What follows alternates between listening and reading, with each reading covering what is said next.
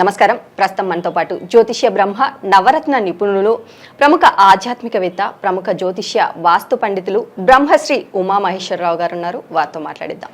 నమస్కారం గురుగారు. ఆయుష్మాన్ భవ. గురుగారు, జూలై నెలలో మకర రాశి వారికి ఎలా ఉండబోతుందో తెలియజేయండి. మకర రాశి వారికి మీద బుధ దృష్టి ఉంది. మకర రాశి మీద బుధ దృష్టి ఉంది, అలాగే కేతు దృష్టి కూడా ఉంది. మకర రాశి మీద కేతు దృష్టి ఉంది అంటే నక్రస్య కుంభరాశస్య నాయక సూర్యనందన. మకర కుంభరాశులకు ఆధిపత్యాన్ని వహించిన వాడు శని భగవానుడు. ఎప్పుడైతే కేతు దృష్టి మకర రాశి మీద పడి ఉందో నష్టదాయకమైన పరిస్థితికి మారిపోయింది. అంటే ఈ మకర రాశి వారికి అమోఘమైన తెలివితేటలు, అత్యంత చమత్కారతత్వం, మాటలలో చమత్కారతత్వం తొణికీసులాడుతూ ఉంటుంది. తేనె కురిపించేస్తున్నాడేమో, తేనె చాలా మధురంగా ఉంది, కురిపించేస్తున్నాడేమో, కురిపించరు. అయితే తనకు కావాలని పనులు తాను చేసుకుంటా ఉంటాడు. కానీ ఎప్పుడైతే కేతుగ్రహ దృష్టి యొక్క మకర రాశి మీద పడిందో గురుతత్వము దృష్టి కూడా మకర రాశి మీద పడింది. గురువు కూడా మకర రాశిని చూస్తున్నాడు. అంటే కేతువు ఇచ్చే చెడు ఫలితములు ఏదైతే ఉందో గురు దృష్టి వల్ల ఆ చెడు ఫలితాన్ని ఎరేజ్ చేస్తున్నాడు. అటువంటి ఫలితాన్ని పొందుతున్నారు. అంటే ఎవరితోటైనా సరే, మిత్రులతోటైనా శత్రువులతోటైనా ఆచితూచి మాట్లాడండి. అధికమైన తొందరపాటుకు పనికిరాదు. అనుకున్న పనుల్ని సకాలంలో చేయకపోయినా అకాలంగానైనా పూర్తి చేస్తారు. సకాలంగా పూర్తి అవ్వదు, కొంచెం అకాలం అవుతుంది, అంతే ఆలస్యం అవుతుంది. అంటే ఈ వేళ చేయాలనుకున్న పని రేపటికి వాయిదా పడుతుంది, రేపు చేయాలనుకున్న పనికి ఆ మరుసటి రోజుకి వాయిదా పడుతుంది. అటువంటి స్థితిగతులు పొందుతున్నారు. అయితే భార్యాభర్తల మధ్యన కలహములు అనేవి పెట్టుకోకుండా ఉండాలి. ఇవి పెట్టుకుంటే లేనిపోని తగాదాల కింద మారిపోతున్నాయి. కేతు వచ్చే ఫలితం ఏంటంటే నష్టదాయకమైన ఫలితములు. కాబట్టి ఎట్టి పరిస్థితిలోని చిలికి గాలివాన చేసుకోవద్దు, లేనిపోని ఇబ్బందులు పడతారు. భార్యాభర్తలకు ముందుకు చెప్పాల్సి ఉంటుంది. తదుపరి విద్యార్థులకు వాయిదాలు వేసుకోండి. మీ పనుల్ని కొద్దిగా వాయిదా వేసుకోండి. నెక్స్ట్ మంత్కి వాయిదా వేసుకోండి. ఇప్పుడు కొంప మునిగిపోయేది ఏమీ లేదు. ఈ లోపల మనకు ఉద్యోగం వచ్చేసినంత మాత్రాన 2 లక్షలు చేతికి వచ్చేది, నెక్స్ట్ మంత్ వరకు ఆగినంత మాత్రాన 2 లక్షలు నష్టము రాదు. కష్టమో నష్టమో పడతానే వచ్చాం కాబట్టి పర్వాలేదు, వాయిదా వేసుకోండి విద్యార్థులు. అలాగే విదేశ ప్రయాణాలు చేయాలనుకున్న వారు కూడా వాయిదాలు వేసుకోవాలి. ఈ యొక్క పరిస్థితుల్లో విదేశాలకు కానీ దూర ప్రాంతాలకు కానీ ప్రయాణాలు చేయవద్దు. ప్రమాదాలు జరిగే సంఘటనలు జరుగుతున్నాయి. కాబట్టి ప్రమాదాలు సంప్రాప్తం కాకుండా ఉండాలి. ఏం చేయాలన్న తర్వాత చెప్పుకుందాం. అటువంటి విధంగా ఉంది. అయితే వ్యాపార రంగం వాళ్ళకి ఎలాగ ఉంది? వ్యాపారాలు బాగున్నాయి, వ్యవహారాలు బాగున్నాయి, కానీ గొడవలు పడుతున్నారు. ఏదో అంటే ఒక వ్యాపారస్తుల దగ్గరికి వెళ్ళాం, 1 కేజీ కందిపప్పు వేయ అన్నాడు. కేజీ కందిపప్పు అన్నాడు. కేజీ కందిపప్పు 150-200 ఎంత ఉంటుంది అడిగితే ఇచ్చేస్తాడు. ఆ వ్యాపారస్తులు ఏం చేస్తున్నాడు? కేజీ కందిపప్పు తీసి అట్లాంటి ఏమన్నా అల్లం కదా అని అంటున్నాడు. ఆడు కోపం వస్తుంది, వీడికి కోపం వచ్చింది. అంటే వాగ్వాదాలు వస్తున్నాయి. వాగ్వాదాలు వచ్చినందువల్ల ఏమైంది? కొనడానికి వచ్చాడు, వెనక్కి వెళ్ళిపోయాడు, నష్టపోయాడు. కాబట్టి ప్రతి విషయంలోని వ్యాపార రంగంలో ఉన్నవాళ్ళు ప్రతి విషయంలోని కొద్దిగా తగ్గి గౌరవ మర్యాద, ఎదటివాడు ఏమైనంత మాత్రాన వ్యాపారుడు కాదనకూడదు. అన్నాడు మనకెందుకు ఏం లేదు అన్నట్టుగా వెళ్ళాలి. ఆ రకంగా వ్యాపారాలు సాగుతూ ఉంటాయి. అలాగే ఉద్యోగ రంగంలో ఉన్నవారికి ఏ రకమైన పరిస్థితులు ప్రభావాలు ఉన్నాయి? ఉద్యోగ రంగంలో కూడా ఇప్పుడైతే ఈ నెలలో అయితే ప్రమోషన్లో ఏమీ రావు ఈ నెలలోనే. కానీ చేసే పని మాత్రం ఒత్తిడి పెరిగిపోద్ది. ఒత్తిడి అంటే సాయంత్రానికి పూర్తి చేయవలసిన పని మన్నాడు కూడా పూర్తి చేయలేకపోతున్నాం. ఒత్తిడి పెరిగిపోయింది. ఎప్పుడైతే పని పూర్తి అవ్వలేదో బాస్ అనేవాడు ఊరుకుంటాడా? ఆయన గారు కొంచెం కోపపడతాడు. దానివల్ల కొంచెం ఇబ్బందికరమైన స్థితి. ఇటువంటి పరిస్థితులు ఉద్యోగ రంగం వారికి ఉన్నాయి. సరే, అన్ని రంగాల వారికి ఇలాగ ఉన్నాయి. భార్యాభర్తల మధ్య గొడవలు ఉన్నాయి, చేసే పనులకి అన్నీ ఆటంకాలు వస్తున్నాయి, ప్రతిదానికి కూడా ప్రమాద సంప్రాప్తమయ్యే అవకాశాలు కనబడుతున్నాయి. దీని నుంచి ఏ పరిహారం చేస్తే తశ్శాంతి జరుగుతుంది? కొంచెం అంటే యాక్సిడెంట్ అవ్వాలి అని జాతకంలో ఉంది అంటే అవుతుంది. పరిహారం చేస్తే ఆగిపోతుందా? ఆగదు, అవుతుంది.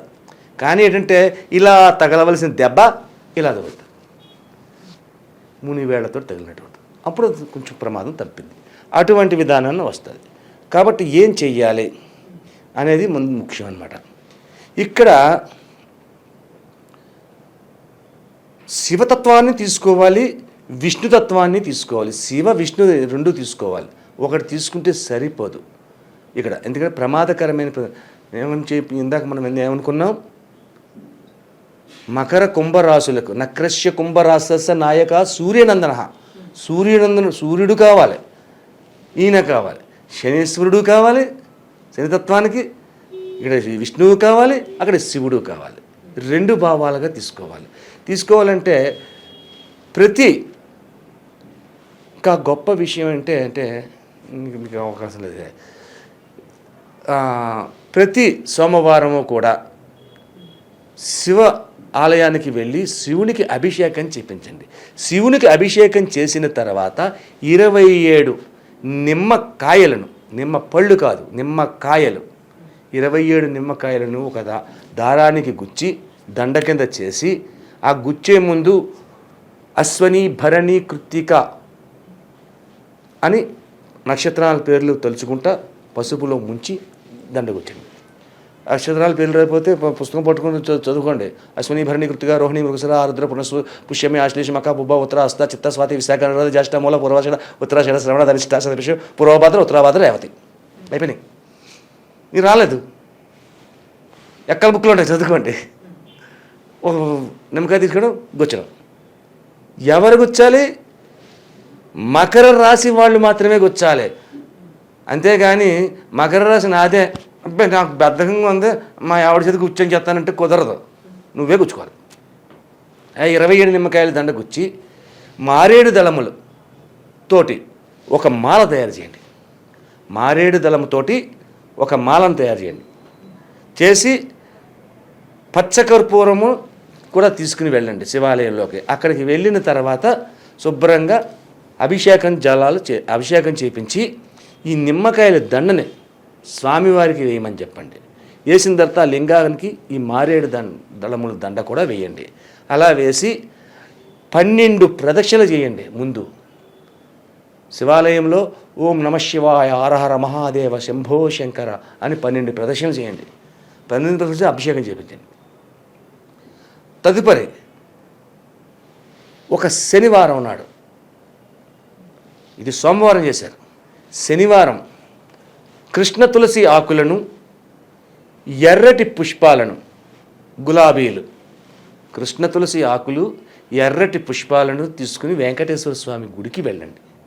వెంకటేశ్వర స్వామి గుడిలోని అష్టోత్తర పూజ చేయమనండి. కొబ్బరికాయ, అరటిపళ్ళు, అర్ధకర్పూరం, అగరబత్తీలు మామూలే చేసిన తర్వాత అక్కడి నుంచి పూజ అయిపోయిన తర్వాత అక్కడున్న నీ భార్యని తీసుకెళ్తే అక్కడున్న నీకంటే పెద్ద ముత్తైదువులు ఎవరైనా కనపడితే వాళ్ళ కాళ్ళకు నమస్కరించి ఆశీర్వచనం తీసుకోమనండి. ఆశీర్వచనం అయిన తర్వాత ఇంటికి వచ్చిన తర్వాత మధ్యాహ్నం భోజన సమయంలో ధనియాల పొడి అంటారు, మరి అందరూ చేసుకుంటారు, బయట అమ్ముతారు, ధనియాల పొడి అంటారు. ధనియాల పొడిలో నూనె పోసుకోకూడదు, నెయ్యి పోసుకుని భోజనంలో కలుపుకోండి. ధనియాల పొడి తినాలి. ధనియాలు తిన్నందు వల్ల వచ్చే మకర రాశి వారికి జరుగుతున్న అరిష్టములు తొలగిపోతాయి. తర్వాత మీ ఇష్టం ఏది తింటారో కూర, మీ ఇష్టం వచ్చిన కూర వండుకోండి, ఏం కూర తిన్నా. ఇటువంటి పరిహారాన్ని చేసుకుంటే మకర రాశి వారికి వస్తున్న విధానాలన్నీ తొలగి శుభ విధానాలుగా పొందడం అనేది జరుగుతుంది. అలాగే గురువుగారు జూలై నెలలో మరి ఈ మకర రాశి వారికి ఎలా ఉండబోతుంది, అలాగే వీరు పాటించాల్సిన పరిహారాలను ఇంటర్నేసి కూడా చాలా చక్కగా వివరించారు. ధన్యవాదములు. ఆయుష్మాన్ భవ. మా యూట్యూబ్ని మీరు అందరూ శ్రద్ధగా చూస్తున్నారు. అలాగే మీ దగ్గర నుంచి మాకు చాలా కాల్స్ వస్తున్నాయి, ఆనందదాయకంగానే ఉన్నది. కానీ ఒక చిన్న విషయాన్ని మీకు తెలియపరచాలి. ఏమిటి అంటే, మనం చెబుతున్నది తిథి వార నక్షత్ర యోగ కరణములతో పాటు గ్రహ సంచారమును చూసుకుంటూ గోచార ఫలితాన్ని మాత్రమే చెబుతున్నాం. అంటే వెంకటేశ్వరరావు అనే పేరు వాళ్ళు ఉన్నారు. వెంకటేశ్వరరావు ఎంతమంది ఉన్నారు? కొన్ని కోట్ల మంది ఉన్నారు. అందరికీ ఒకటే ఫలితం రాదు. అలాగే ట్విన్స్ పుట్టారు, రాముడు లక్ష్మణుని పేరు పెట్టారు. వాళ్ళిద్దరి జాతకం ఒక రకంగా ఉండదు, రకరకాలుగా మారిపోద్ది. అలాగే మనం చెప్తున్నది గోచార ఫలితంలో చెప్తున్నాం కాబట్టి 100% మీ జాతకం కాదు. మీకు కొన్ని పాయింట్స్ మాత్రమే కలుస్తుంటాయి. ఒక 50%, 60% కూడా కలవచ్చు. ఉన్నదంతా కరెక్ట్గా మీకు అనువదించడం జరగదు. కాబట్టి ఇది తెలుసుకోవాలంటే మన స్వజాతకము అంటే ఏ తిథి వార నక్షత్ర యోగకరణాల్లో పుట్టాము, ఏ నక్షత్రంలో పుట్టాము, అటువంటి సమయంలో పుట్టాము, దీని వలన జరుగుతున్న గ్రహబలం ఏంటి అన్నది. అంటే ఇక్కడ మనం చెప్పుకోనిది ఒక్క గోచార చక్రాన్ని మాత్రమే చూసి చెప్తున్నాం. అదే మీ జాతకాన్ని చెప్పాలి అంటే రాశి చక్రం చూడాలి, భావచక్రం చూడాలి, నవాంశ చక్రం చూడాలి, ఇంకా చాలా చక్రాలు ఉంటాయి. ఎన్నట్లకంటే ముఖ్యమైనది ఈ 3 చక్రాలు మేము చూసి చెప్తాం. చూసినందువల్ల మీకు 100% వస్తుంది. దాంతోపాటు మీ ముఖ కవళికలు, మీ ముఖ వర్చస్సు, మీ యొక్క చేతి రేఖలు, మీ యొక్క నాడి, ఇటువంటివన్నీ తెలుసుకుంటే 100% తెలుసుకుని శుభయోగమైన ఫలితాలు పొందుతారు. అదృష్ట రంగులు, అదృష్ట రత్నాలు, అదృష్ట యోగాలు, అదృష్ట వారాలు, అదృష్ట నక్షత్రాలు, కీడు చేసే నక్షత్రాలు, ఇవన్నీ కూడా మీ యొక్క జాతకానికి వస్తాయి. కాబట్టి ఎవరైనా జాతకాన్ని తెలుసుకోవాలంటే జ్యోతిష్యుని దగ్గరికి వెళ్ళి తెలుసుకుంటే మీకు 100% పొందుతారు. నమస్తే.